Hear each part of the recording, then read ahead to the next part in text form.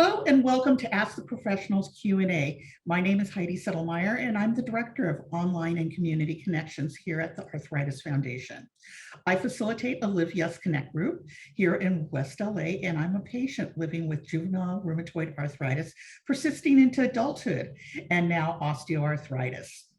Ask the Professionals Q&A is an interactive video series where we solicit questions from the arthritis patient community and then bring them to leading experts to help get our questions answered. I have the pleasure of having Zack Rogers with us today for Ask the Professionals. Zack Rogers is a board-certified orthopedic clinical specialist in physical therapy at HSS Midtown and treats patients in New York. Zack has experience treating a wide variety of orthopedic clinical cases, including surgical cases, non-surgical cases, and patients coming in as direct access. Further, Zack has a special interest in working with weightlifters due to his many years of experience with weight training himself, and is also a certified strength and conditioning specialist. Zack enjoys working with patients of all ages, and he treats a broad spectrum of body regions. Zack, shall we jump in and learn more about how physical therapy can help manage arthritis and learn more about what really physical therapy is about? I know you're going to give us tips and hacks on how to make daily life with arthritis easier, including those related to posture, ergonomics, and improving function. Welcome, Zack. Thanks so much, Heidi. I appreciate you being here with me, and thank you for the opportunity to work with you on this. And I'm really looking forward to helping out the arthritis community. Great, awesome. So let's dive right in. So what's the main difference between PT and OT? So to simplify, they both are great professions and both have great importance for different people and different regions of the body. The biggest difference to me with PT and OT is that physical therapy is looking at more wide range of body regions. So as a physical therapist, I treat patients with neck issues, lower back, middle back, hips, knees, ankles, feet, shoulders.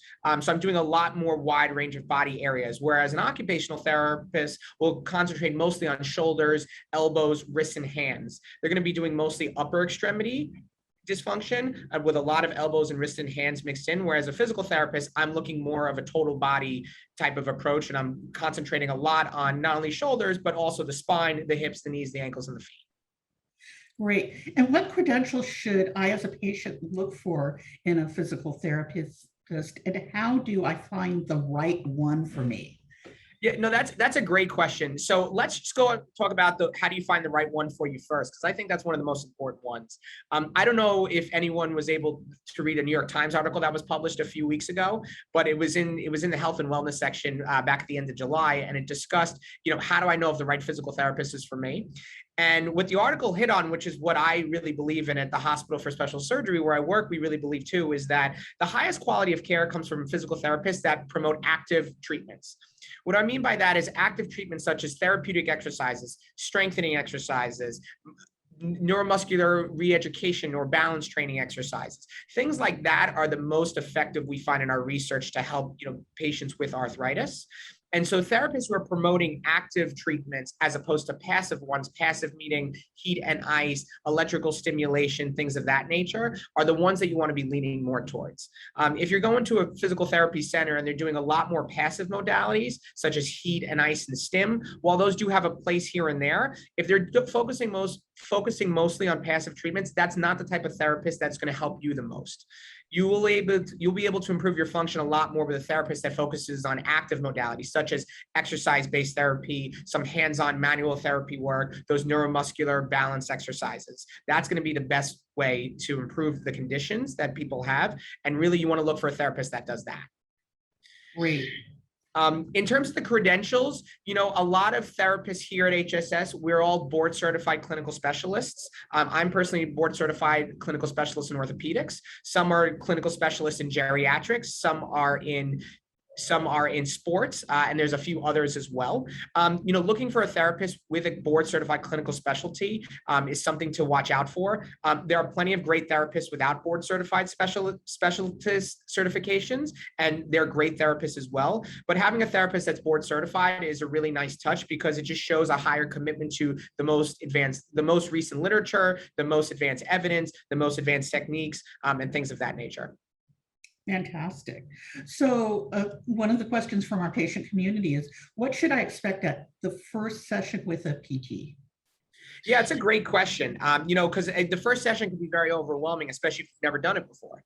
So the first session is really a kind of get to know you type session. What happens in the first session, and I'll explain to you exactly how I do a first session. I come in, I meet a patient for the first time. Nice to meet you. My name is Zach. They greet me as well. And then the first part of the evaluation is a history. What I mean by that is I ask the patient, tell me your story. Tell me why you're here. Tell me what's bothering you. Tell me some things, about when the condition started, how you've progressed recently. What have you tried to make it better? What makes it worse? What are your challenging activities? What are your goals? I always ask patients what their goals are. So it's a little bit of a get to know you, a little bit of a history taking, so I can kind of get an idea about what's going on. And then I'll ask certain questions based on the conversation if I have any other further follow-up. That's usually about 10 to 15 minutes, depending on the person. After that, we go into what we call our objective test measures, which is really just a way for me to see how patients are moving and to see how they're functioning. So I have them do, depending on the patient, certain functional movements, bending their knees, moving their hips. If it's a shoulder, moving their shoulders. If it's, a neck or back, moving their neck or back in certain ways, and just seeing how people move. Where, as a physical therapist, my job is to study movement and identify movement dysfunction to help people improve their function, their quality of life. So I'm really studying movements when I'm having people do certain movements during the initial evaluation. That's usually about another 10 or 15 minutes. Now, after that, I tell patients exactly what I found, exactly why I think they have what's going on, and exactly how I think I can help them. And then at the end of the evaluation, I start with a few treatment strategies to help them. Now, sometimes that's a little hands-on approach. Sometimes that's more of a therapeutic exercise approach where I say, hey, I want you to work on these 2 or 3 exercises at home until our next session where we can keep continuing the treatment. So, the session's really broken down into 3 parts, that first session. It's really, the history taking to get to know you about the condition, the objective part where I'm studying movement and studying certain things about the person's body and how they're moving. And then also the last part, which is kind of summing up what I found and how I'm going to help that person. And then setting some, expectations about what therapy is and going forward, how many times a week, and then finishing off with some exercises. Fantastic. And to go along with this question is, how do I prepare to get the most out of my appointment? Yeah, that's another great question, because again, if it's your first time, it's tough to know. So to prepare, the best way that I found prepared is that just when you come in as a patient, make sure you just are, very comfortable and don't be shy to talk, right? As a therapist, I really need to know how long you've had your condition or what's bothering you or things like that. Don't be shy. Don't be embarrassed. Believe it or not, we've heard everything. So you can definitely be open and upfront with us. And the more information you can give us, the better off we can help you. So, the best way to prepare is just be willing to be open and honest, and definitely let us know how things are going, how you're feeling, what's going on. Don't be shy if you think you should have been exercising more, but you haven't as much. Definitely just be honest with us and open, and don't be shy to share information, because that's the best way we can help you. The other thing that's very helpful is just to kind of have your history down a little bit. So if you feel like, a condition started a year ago, think about, maybe this started a year ago, but what have I been doing over the past year? Has it been getting better? Has it been getting worse? Because those are some questions that a physical therapist may ask. And if you kind of have a general idea of how you've been progressing over a certain period of time, it'll help the therapist guide the evaluation and kind of help allow you to get the most out of your evaluation. The last thing that could help is if you've already had some imaging. Some patients have come in and they've seen a doctor before and they've had an X-ray report or an MRI report. You don't need to bring in the actual pictures, but there's usually a written report that goes along with those pictures. If you bring in the written report to the physical therapist, that sometimes is helpful, because then we could see what's going on and correlate some of our findings of movement and see what the imaging says as well. It's nice to have that available if needed, but I see most people without imaging and we do just fine. Great, awesome. And the next question is, how many sessions do I need to do, and how often before I start getting results? Heidi, that is a question I get daily from every evaluation I do. I've heard that question, I don't know, tens of thousands of times. Very common question. The answer for that type of question is that unfortunately, it just depends. That's a very classic PT answer, is that it depends, but it really depends on the patient. It depends on the condition. It depends on what body part it is. It depends on how long the condition's been there. It depends on the therapist. It depends on, is the injury acute versus chronic? So it's really, it depends kind of answer. There are some conditions where I see results day one and, it's a short in a PT, 2, 3, 4 weeks, they're done. And I've seen results that take, 8 weeks to kind of kick in, and sometimes it takes a little longer. Usually they make slow progress throughout, but sometimes to really kind of round it all up, it takes about 8 weeks or so. So it's really an it depends answer. It's very patient specific, because based on how the patient presents, how long the condition's been there, what type of condition is, what body area, and some other factors that interplay, it'll be really dependent on each patient that comes through the door. Great, I got that. So what are the short-term and long-term benefits of regular physical therapy sessions? Yeah, so people ask me too, why is it beneficial for me to come? What does this do? So the main job of a physical therapist is to help improve function and quality of life. So a lot of short-term and long-term benefits will be that we can help improve function, such as, patients will tell me, hey, it's, 4 blocks to my grocery store here in Manhattan, and I'm really having trouble walking 4 blocks. I can really walk 2 at the moment, and that's really, troubling for me. And so one of my goals would be to help that person walk the 4 blocks. So improving the function is both a short-term and long-term result of PT.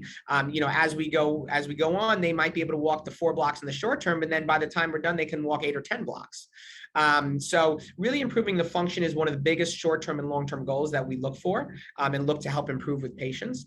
In a more short-term focus, we try and help reduce pain, improve range of motion, improve strength in the short term, and then those gains carry over into the long term, where you're seeing additional strength changes in neuromuscular activation, allowing patients to balance and walk better, and finally improving their function and quality of life even further in those long-term benefits. Fantastic.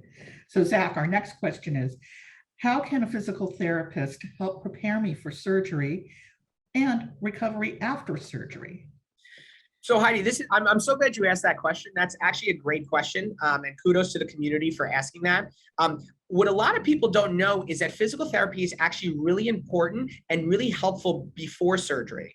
A lot of the literature and the research shows that patients who do physical therapy before surgery, sometimes that's termed prehab, but a lot of patients that do physical therapy before surgery actually have a faster recovery and a better overall outcome after the surgery is completed. And I've seen that quite a few times with patients with total knee replacements, for example. I've seen it in other patient populations as well.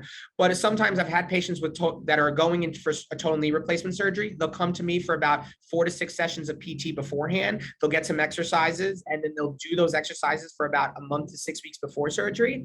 And the recovery after surgery is a lot quicker. It's a lot less challenging, and also their functional capacity and their functional ability is actually enhanced more than someone who hasn't done therapy before surgery. So doing some therapy before surgery is really a great approach to help recover faster and help have a better outcome on the back end.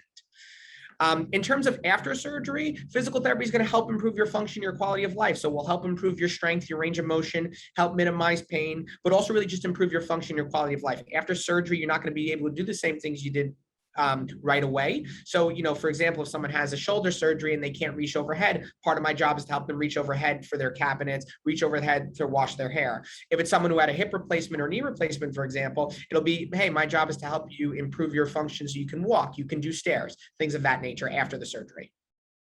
Fantastic.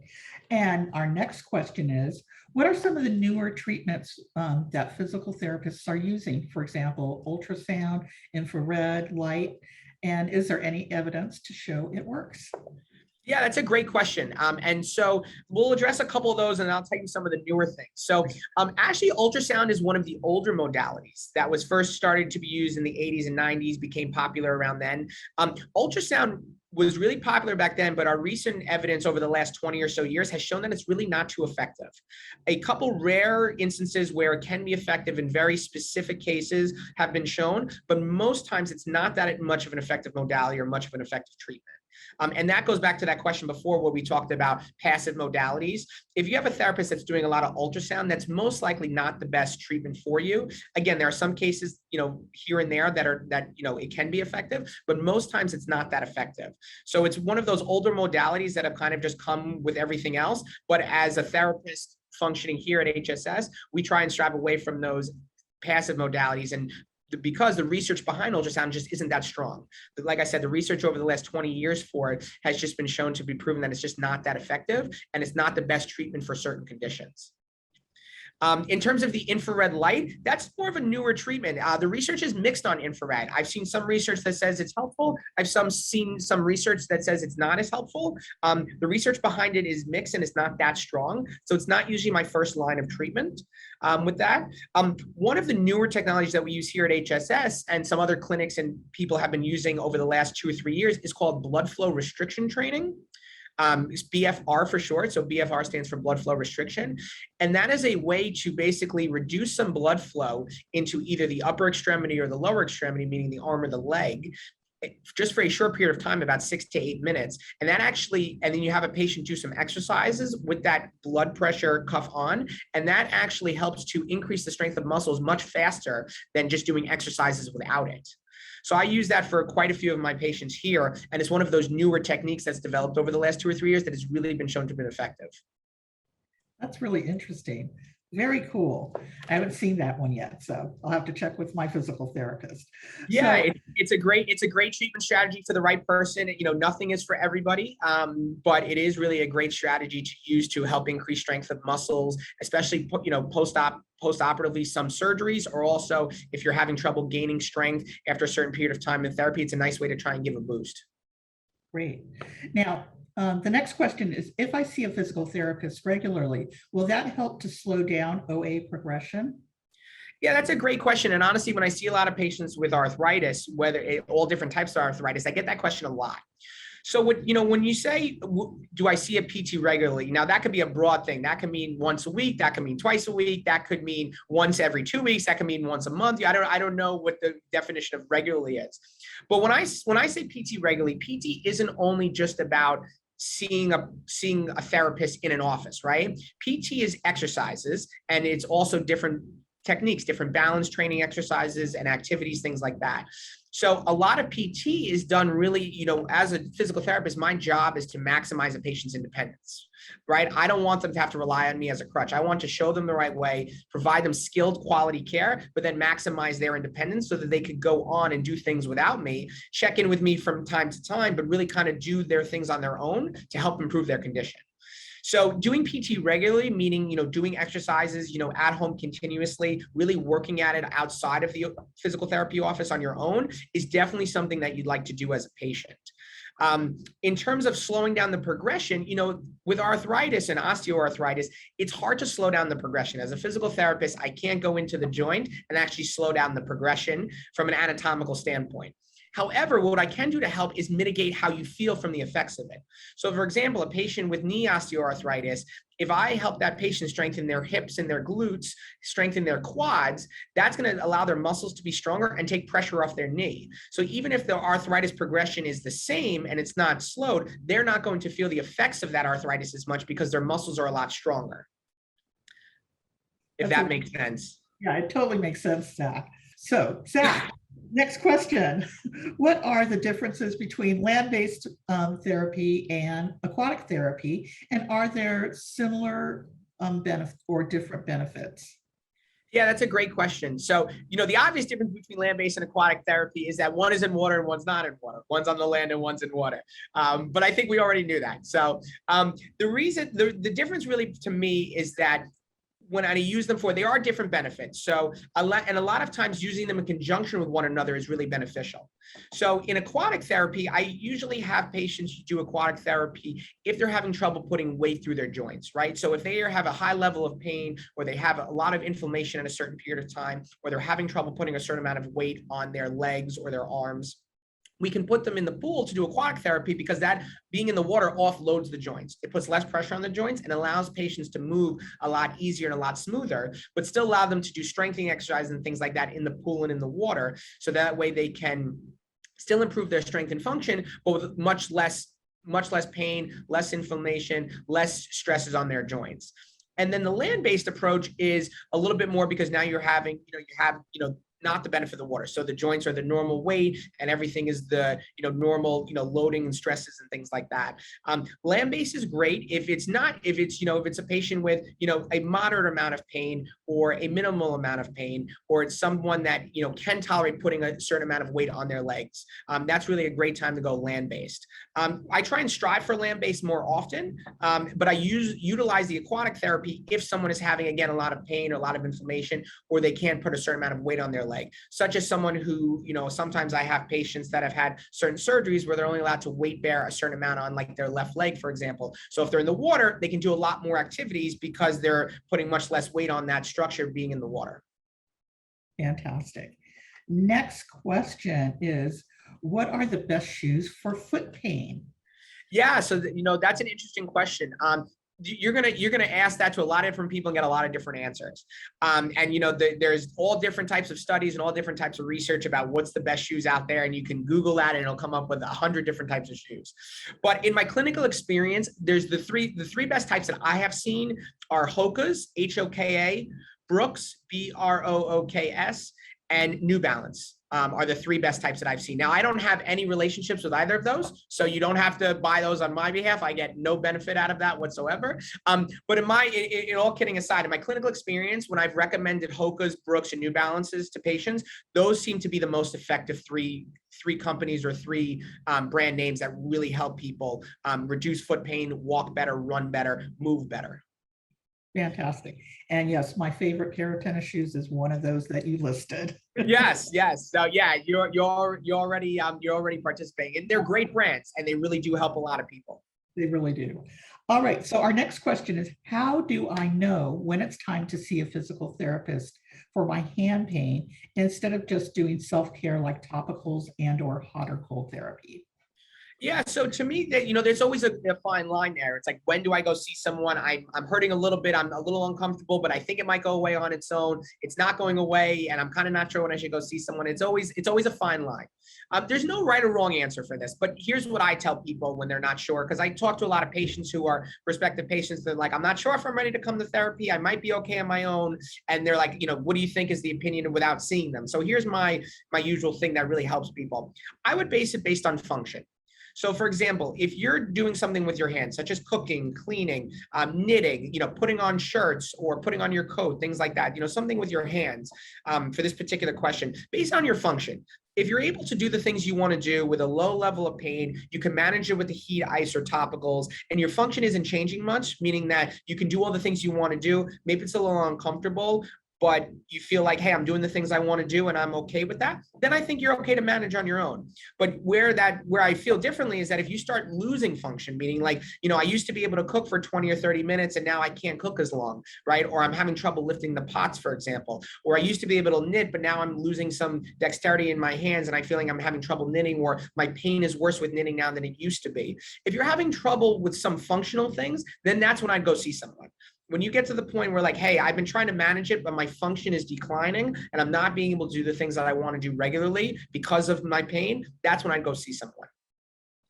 And when in doubt, if you're not sure even on those guidelines, go see someone. You can never go wrong by, being proactive and seeing a therapist, whether it's an occupational therapist or physical therapist, just to get your hands checked out. And if, it ends up being, hey, I think everything's okay, I can show you a few things and you can check back in with me in a little while, then fantastic. And if it's, if you get to the point where it's, hey, I think we should do some sessions, then it's good that you went in earlier than later. That's great advice. Our next question is, I have significant pain in my toes, which impairs my walking. How can a physical therapist help me with this? Yeah, so again, this is very patient specific, right? It's going to be dependent on the patient that I see in front of me or a physical therapist sees in front of them. And every patient's going to be different and have different strategies that we need to utilize. But, some overarching themes that I think of is, one thing that I think of right away is strengthening intrinsic foot muscles. Those are really just a fancy term for those deep foot muscles right surrounding our toes that we can help get stronger to take some pressure off the actual joints of the toes. The other thing that I look at is, mobility of someone's ankle. If someone's mobility is limited at their ankle, it could be causing their toes to work a little bit harder, and actually loosening up their ankle and improving their ankle mobility can take some pressure off the toes. The other thing that we'll work on is ankle stability and balance, right? If our ankles aren't as stable, puts more pressure on the feet, and that's something we could think about. The other thing too is that, I see how people balance and how people walk. So for example, if I'm having them balance and they're putting more weight on their forefoot, meaning around where their toes are versus their hind foot or where their heel is, that's something I can help change to kind of distribute the weight and allow patients to have a little less discomfort in their toes because they're putting more weight on their heel. The other thing that as physical therapists that sometimes we do is look at a patient's shoe wear, right? Sometimes it's just a case of shoe wear, that the shoes are not the right appropriate size or the appropriate fit, or they're not the right support, or they're too old, for example. Sometimes it's something as working as with an orthotic. So it's putting in an orthotic in a patient's shoes to change how their toes are moving inside the shoe, and that sometimes takes away the pain. So it's a little tough to say, exactly what we would do because every patient requires some different type of treatment, but those are kind of the overarching principles that I look for when I see a patient with toe pain. Great. Next question from our communities. Can I do a telehealth PT appointment, or is it most effective in person? Yeah, that's a really great question, and it's a very pertinent question with everything that we've been going through as a society and over the last year plus. So at HSS, we've done a lot of telehealth since 2020, ever since the pandemic really set in, and we're still continuing to do telehealth today. The answer is you can definitely do a telehealth session. One thing that pandemic taught us as a profession, as a physical therapy profession, and also here at HSS, telehealth can be very effective for patients. And we have a lot of patients that do telehealth physical therapy the whole way through, and they rehab very well, and they have really great outcomes. And they do really, really well.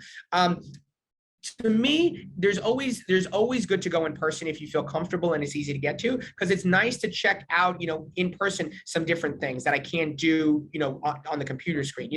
I can see patients, how they move. I can watch them, how they squat, how they balance on one leg, how they walk. But if I want to see how their mobility of their hips are, or their knees are, their shoulders are, I can't do that as much because I can't put my hands on them. So I have two pieces of advice. The answer to the question is definitely telehealth is effective and can definitely be done. I think that what we do here with HSS is that if someone is not sure, sometimes what they do is they come in person for their first session. We kind of do the evaluation, and then they say, hey, what do you think about telehealth sessions? And based on their evaluation, if I think I don't need to do a lot of hands-on work, and I think it's mostly just exercise-based and active therapy-based, then I say, hey, I think telehealth will be effective because we're doing a lot of active-based treatment approaches, a lot of exercise-based things, and I think that will work just well. But however, sometimes if I have a patient come in and I say, listen, I think we are going to do a lot of exercise-based things, but there are going to be a few techniques I need to do with my hands and manually, then I say, hey, maybe I think we should come in for a few sessions to get that work done and then go transition to a telehealth session or stay in person if you feel comfortable.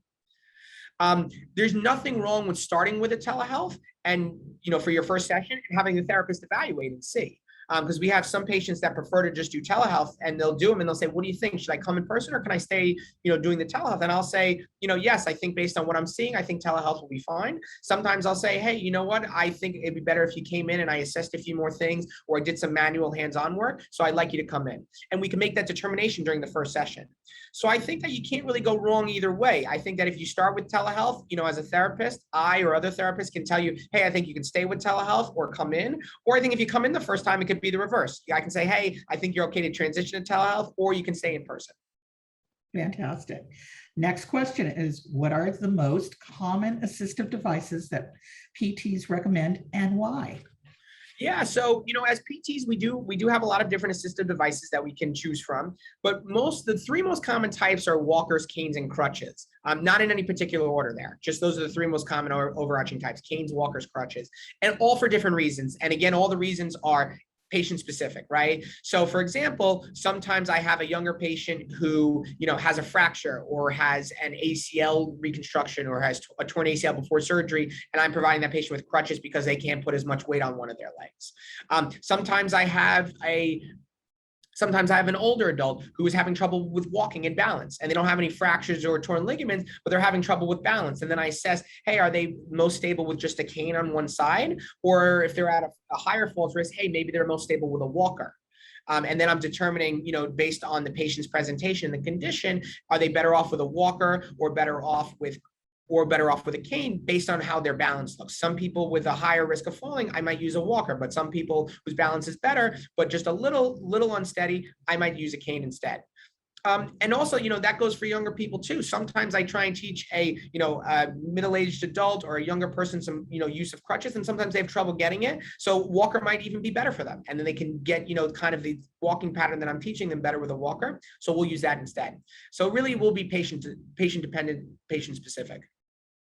Great. I know I'm a crutches fail. I cannot. It's like, give me the walker, off a walker to be specific. Heidi, I don't think anyone fails. I think it's just what patients prefer. I don't think there's any failure in physical therapy. We're all about positivity here. No one's failing. It's just about what patients prefer, and everybody's a little different. Yeah, my body mechanics do not work well with them. Anyway, so our next question is tips for relieving sciatic nerve pain. Any tips? Yeah, that's a great question. I get that a lot, honestly, not only from my patients, but from my friends and family as well. So I get that question quite a lot, both in my personal and professional life. Let's just start with the breaking down the question. Sciatica is just a big overarching term for pain going down your leg that's coming from your back.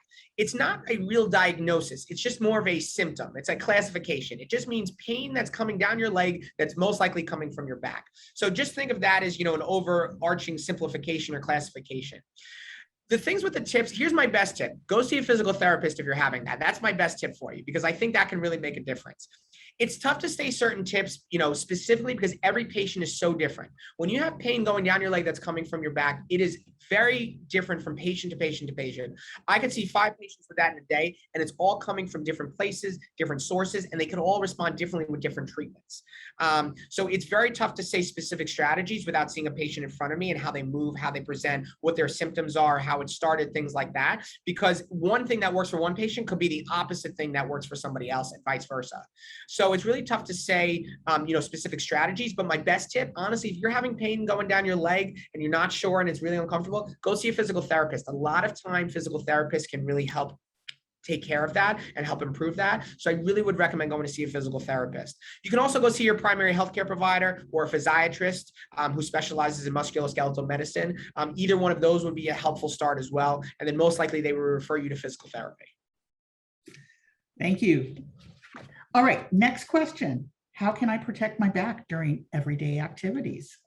Yeah, that's a great question. That really is. And that's really important, because a lot of the people we see in physical therapy are patients with lower back pain, that come from doing everyday activities. Biggest thing that I tell people is bend your knees when you're picking things up off the floor. A lot of people will bend over at their back, keeping their legs straight or locked out to pick something up off the floor. And that's just not the best strategy to use, because that puts a lot more stress on your lower back. If you bend your knees and squat down to pick something up off the floor, that's really a helpful strategy to take pressure off your lower back. The other thing is, I see a lot of people with back injuries because when they go to get an object, whether it's off the floor or a counter, they end up reaching for the object. So they reach with their arms out like this, and they're reaching for it and bending over to reach for it, and bending across, as opposed to bringing the object closer to them. So having the object close to your body, whether it's you're squatting down, picking something up from the floor, bring the object close to your body before standing up. Or if you're reaching for something on the counter, go either around the counter or bring the object close to you before lifting it up overhead or lifting it up to carry, because the more close it is to your body, the less stress on the spine and the lower back. So my 2 biggest tips would be bring the object close to you and also really bend your knees. That totally makes sense. Next question is, what can I do to help SI joint pain? Sleep, best type of chair? What are your suggestions around that? Yeah, so SI joint pain, is tough because, again, it can be very patient specific and patient dependent. It really depends on the type of person that I see with SI joint pain. Sometimes I need to do some hands-on manual techniques. Sometimes it's just some exercises and pelvic stability training. So every patient is a little different. So it's a little tough to say what's the best technique for that, because again, kind of like, the sciatica question before, every patient is going to present differently, and something that may work for one person may not be the best option for another person.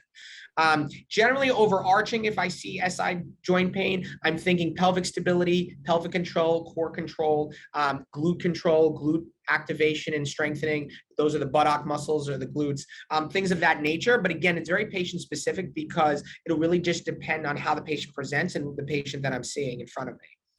In terms of sleeping, sleeping's tough because it's hard to stay in one position when we sleep. I know when I sleep, I may start on my back, but I roll over on my side or my stomach. And, sometimes I wake up in different positions. And I think a lot of people go through that. So sleep is a little tough.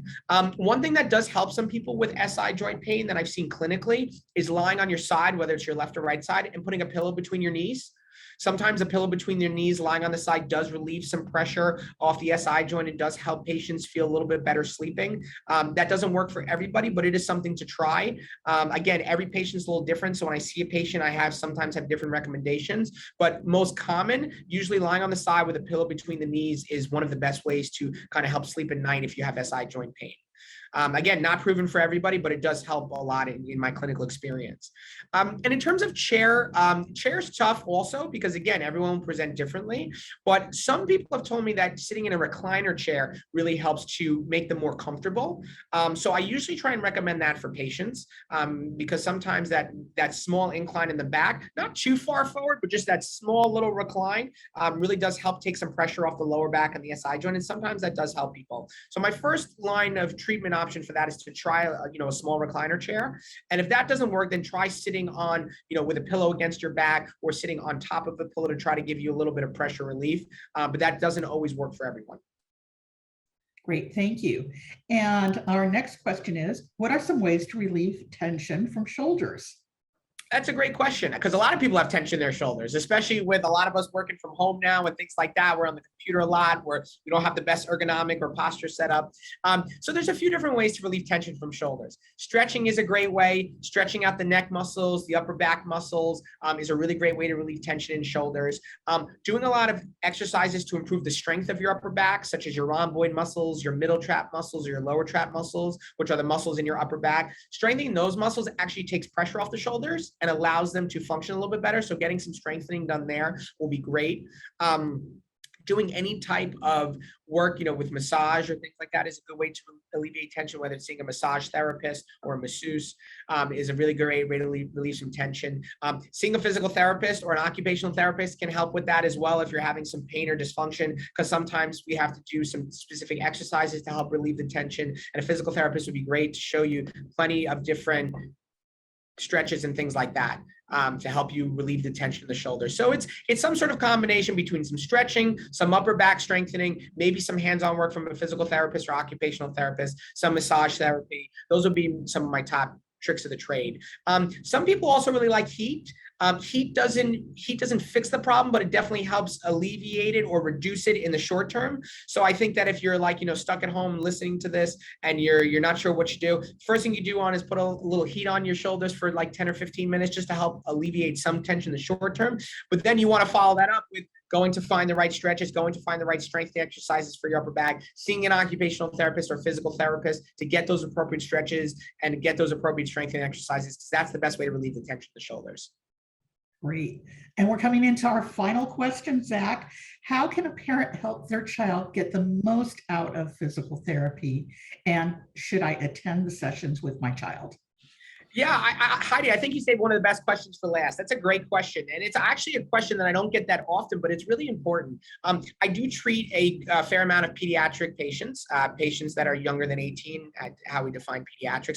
Some people define that as younger than 21. Excuse me.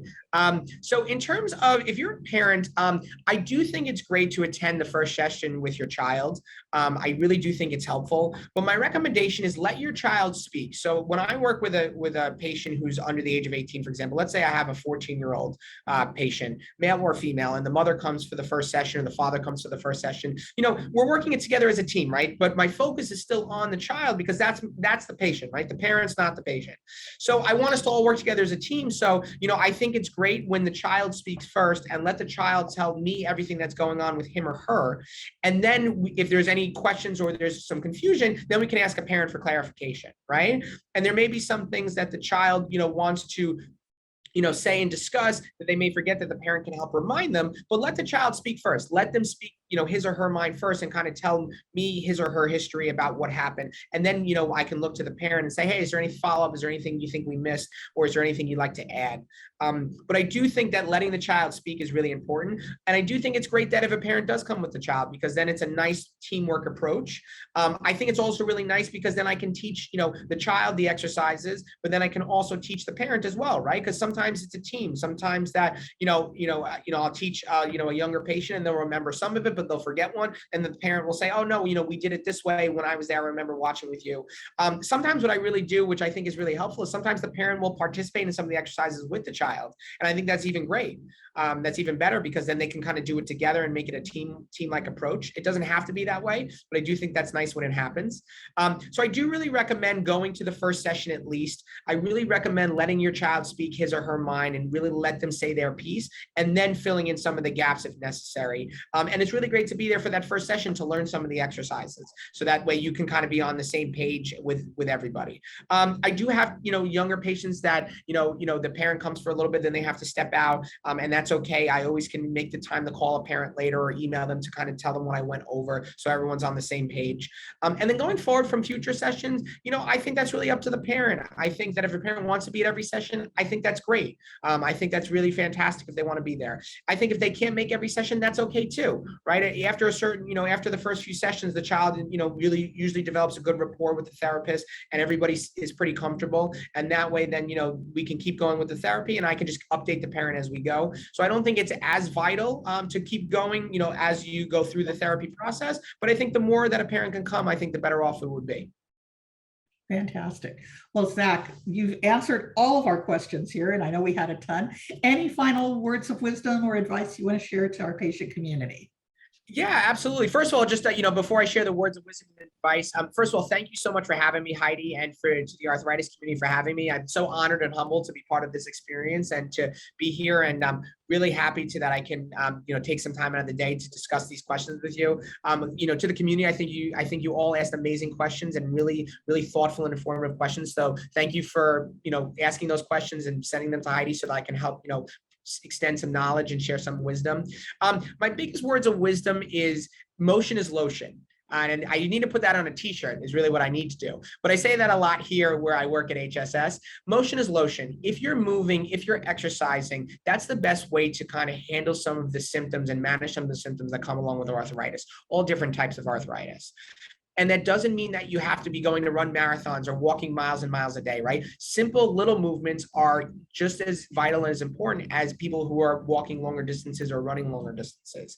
So motion is lotion and really does make a difference. If you're moving, if you're doing exercises, if you're trying to strengthen, if you're trying to do cardiovascular work, if you're seeing a healthcare professional such as a physical therapist or an occupational therapist telling you in the safe ways to move, that's really going to be the best way to manage your symptoms, the best way to give you a better improved quality of life, a better functional capacity, functional ability, get you back to the things you want to do. So I really encourage everyone to move, really encourage everyone to exercise because the literature shows, my clinical experience shows, and really what we've shown in the medical community that movement and exercise is really the key to improving function, quality of life, and managing a lot of the symptoms of arthritis. And it really does make a big difference. So I really encourage people to seek the right healthcare, but also really move and remember that motion is lotion. Great. And the one that I use that goes along with it is use it or lose it. I think that's a great one. I think we should make a t-shirt that says motion is lotion, use it or lose it. And then, we'll put trademarks, for both of us. Exactly.